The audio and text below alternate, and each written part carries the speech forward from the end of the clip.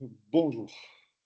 Cette vidéo s'adresse aux étudiants en milieu de première année qui commencent à chercher leur stage à l'international. Vous savez que les étudiants entre les 2 ans, en BTS Commerce International, doivent impérativement réaliser un stage.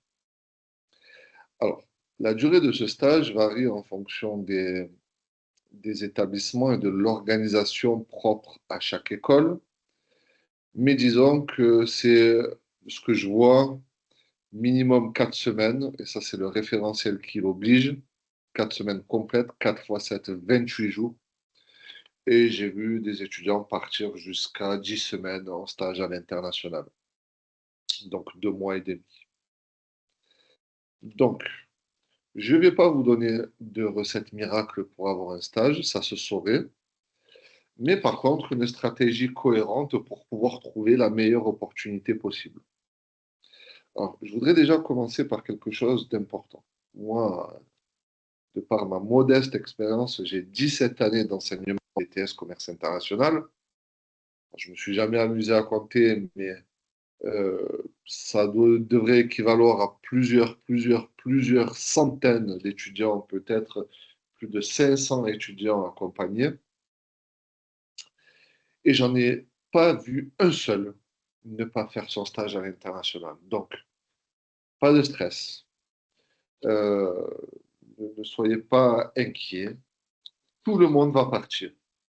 Et le but de cette vidéo, c'est de vous expliquer comment faire pour y arriver dans les meilleures conditions possibles pour votre expérience, votre enrichissement personnel et aussi pour le valoriser à l'examen. En parlant d'examen, à quoi sert ce stage à l'international? Alors, il a plusieurs vertus pédagogiques pour le passage d'examen. Un, pour votre dossier professionnel pour l'oral de RCI.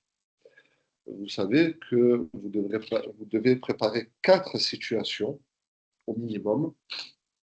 Parmi ces 4-là, au moins une doit être préparée à l'occasion du stage à l'étranger. Donc, vous devez avoir d'expérience, assez de vécu pour pouvoir décrire une situation concrète qui soit simulable à l'oral de RCI.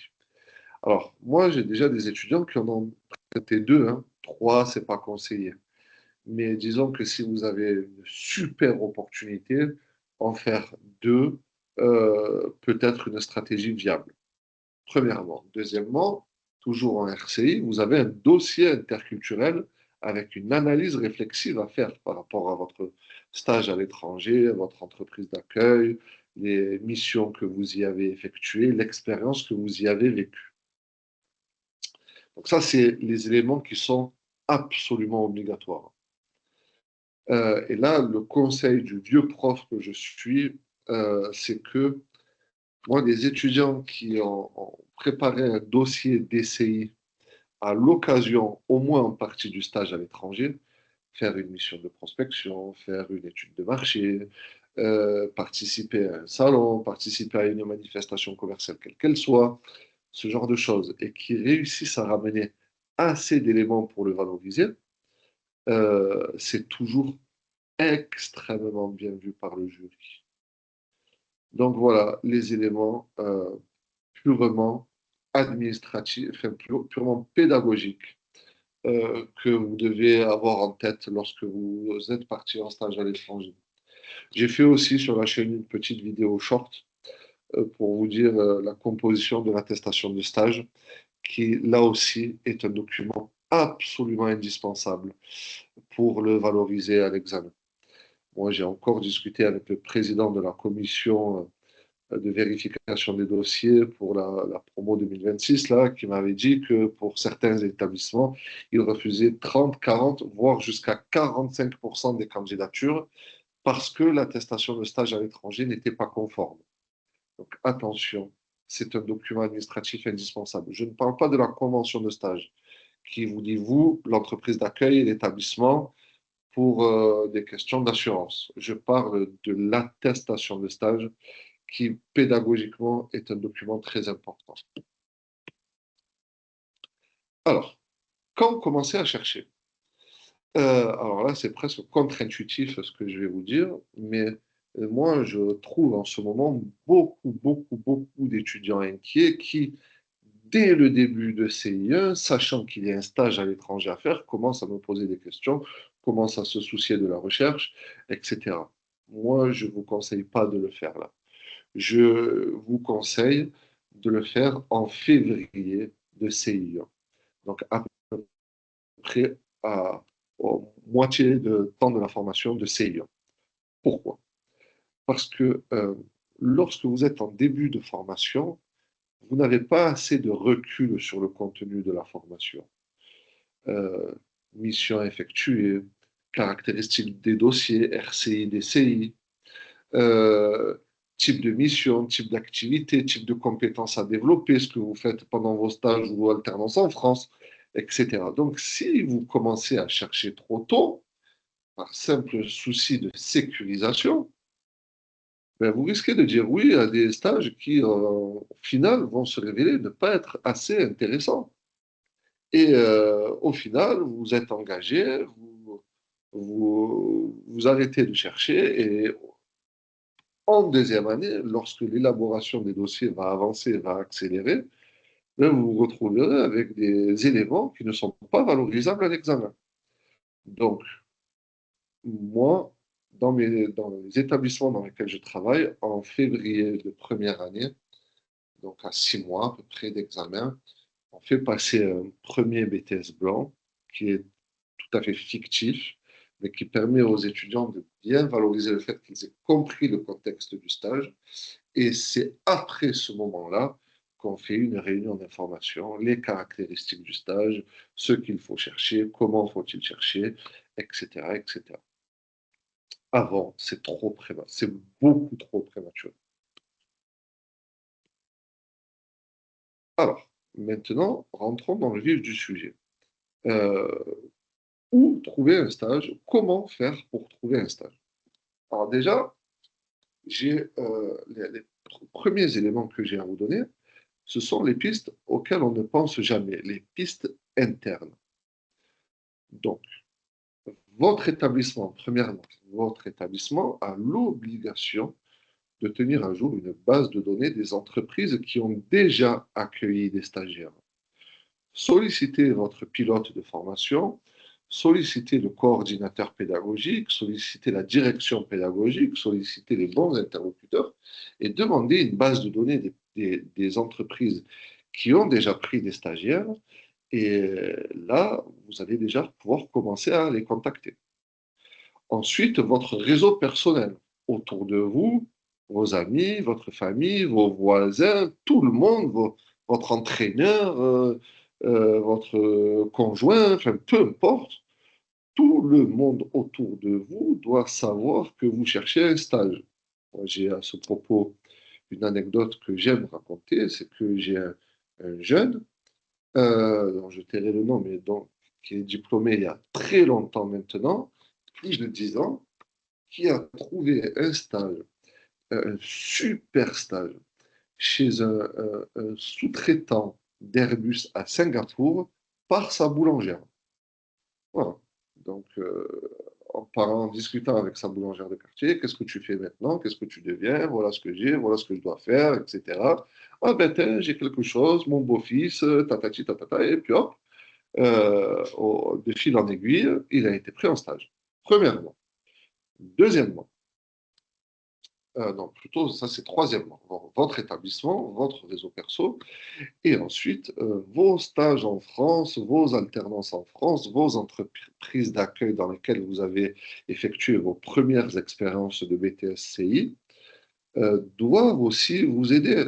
Si vous êtes dans une entreprise et que vous êtes régulièrement en contact avec des clients, des fournisseurs, des prestataires comme les transitaires par exemple, n'hésitez pas à leur en toucher un mot. Ben, tu sais que moi, dans le cadre de mes études, j'ai un stage à faire et ça fait plusieurs semaines que nous collaborons bien ensemble. Ton pays m'intéresse, l'activité de ton entreprise m'intéresse, patati, et puis de fil en aiguille, essayez de les contacter comme ça. Ça aussi, c'est un énorme pourvoyeur de stages à l'étranger. Ensuite, vous avez les sources externes. Alors, donc, je ne vais pas faire de pub ici, je ne suis pas sponsorisé, mais vous avez plein de sites qui proposent des stages à l'international, pas tous intéressants, bien souvent payants. Donc, à ne conserver vraiment qu'en cas de dernier ressort si vous ne trouvez rien. Évidemment, les candidatures spontanées sur Internet. Si vous visez une zone géographique, si vous ciblez un secteur d'activité particulier, évidemment que c'est très chronophage, mais ça peut se révéler être très efficace. Et moi, j'ai des étudiants qui ont développé ça depuis quelques années et pour qui ça marche très, très, très, très bien. Vous cherchez sur les réseaux sociaux, notamment Facebook, les communautés de Français à l'étranger. Les Français de Shanghai, les Français de New York, les Français d'Abidjan, les Français du Caire, les Français de Mexico ou je ne sais quoi. Donc, puisque ce sont des expatriés, ce sont généralement des personnes avec des postes à encadrement. Et si vous vous mettez sur les réseaux sociaux que vous avez une bonne offre, un bon CV, des beaux éléments de candidature, et que vous activez ce réseau et que vous le relancez de manière diplomatique, mais assez en montrant votre motivation, ben, j'ai beaucoup, beaucoup, beaucoup d'étudiants, moi, qui ont trouvé des stages de cette manière-là. Voilà. Je voudrais terminer par les erreurs à ne pas faire. Alors, j'ai déjà parlé de la première qui est chercher son stage trop tôt. Euh, L'anglais est souvent un élément très important pour le départ en stage à l'étranger. Donc, essayez d'éviter les pays francophones dans le but d'aller développer vos compétences linguistiques. Essayez de partir seul ou en tout cas en petit groupe d'étudiants et pendant la journée, pendant vos visites, etc., ne pas rester, absolument pas rester ensemble. Parce que quand on est ensemble entre Français, eh ben on parle entre Français, on parle en français, pardon, et du coup, ben, votre niveau en langue ne va pas se développer comme il se doit. Faire un super CV, travailler avec le prof d'anglais pour faire un super CV. Attention, BTS, commerce international, bon, dans les CV en anglais, je le vois tout le temps. Non, ça ne se dit pas, c'est bachelor degree. Et bien faire toutes les démarches administratives, notamment pour les visas et les contrats d'assurance. Attention aux visas. Euh, les visas de travail sont souvent extrêmement chronophages à obtenir de la part des délégations consulaires ou des ambassades. Et donc, moi, je ne vous conseille pas de faire ça. Je vous conseille de faire des visas touristes. Moi, j'ai déjà vu, malheureusement, notamment aux États-Unis, des étudiants trouver des stages et vouloir absolument faire un visa étudiant. Mais face à l'immensité administrative demandée par les délégations consulaires ou les ambassades, ben, les entreprises finalement renoncent et les étudiants passent à côté d'opportunités qui pourraient s'avérer être excellentes. Voilà. La dernière chose que j'ai à dire, et c'est un peu contre-intuitif, mais, euh, mais c'est quand même important. Alors, dans toutes les académies de France, vous avez des systèmes pour financer les stages à l'international. Par exemple, moi, je suis dans l'Académie d'Aix-Marseille et dans les Bouches-du-Rhône, nous avons le Conseil général qui donne une bourse, la bourse PRAM, mais dans beaucoup d'académies et de départements français, vous avez des dispositifs similaires. Par contre, je vous encourage vraiment à ne pas envisager le stage qu'à travers le prisme de son coût. Alors c'est vrai que ça va vous coûter un billet, parfois un gros billet, mais l'argent, ça sort et ça revient. Par contre, cette opportunité de stage, de développer des compétences à l'international, si c'est bien fait, vous pourrez vraiment avoir une compétence et avoir une ligne sur votre CV qui vous démarquera indéniablement. moi personnellement, qui ai fait le BTS Commerce International il y a bien longtemps maintenant, il y a 20 ans, exactement 20 ans, j'ai enlevé mon stage de mon CV il y a que quelques années parce que ça prenait trop de place et que mes expériences sont amenées à s'étoffer. C'est quelque chose de bien. Et moi, tous les étudiants, malheureusement, qui ont vraiment envisagé le stage qu'à travers le prisme de combien ça coûtait, nous, à Marseille, grosso modo, ils vont à Milan ou à Barcelone et se fichent complètement de la qualité de la mission, mais simplement de combien ça va coûter. Mais généralement, ils reviennent déçus quand ils échangent, ils font un retour d'expérience avec leurs camarades et qu'ils comparent la leur. Ouais, bien souvent, c'est dur à encaisser. Donc, attention, faites quelques heures sup dans vos alternances ou dans vos jobs étudiants, mettez de côté, ça pour le coup, ça peut s'anticiper dès la rentrée de première année. Mais après, par contre, l'expérience incroyable que vous allez vivre, vous la garderez en vous pour le restant de vos jours. Mais l'argent, ça va et ça vient. Merci d'avoir écouté cette vidéo jusqu'au bout. J'espère qu'elle vous aura été utile.